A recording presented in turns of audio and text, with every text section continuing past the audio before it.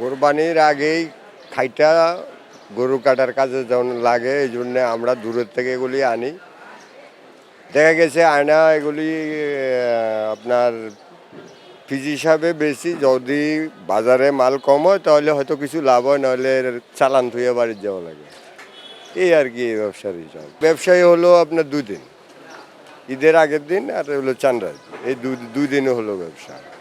এগুলি তেঁতুলে চলে। বিভিন্ন রেটের আছে, 200 থেকে শুরু করে 1000 পর্যন্ত আছে। বড়টা বড় দাম, ছোটটা ছোট দাম। রেডে মাল কিনে আছে এবং বিভিন্ন দামে বিক্রি করতে হয়। আর দ্বিতীয় হলো কাস্টমারের সুবিধা না দিলে তাহলে আমি বেচবো কেমনে।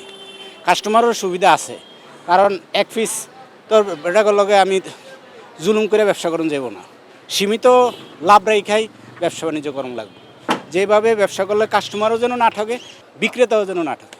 বড়গুলা আছে 550 টাকা, ছোটোগুলো আছে 380 টাকা, আর কি জানি কয় এর চেয়ে ছোটোগুলো আছে 250 টাকা।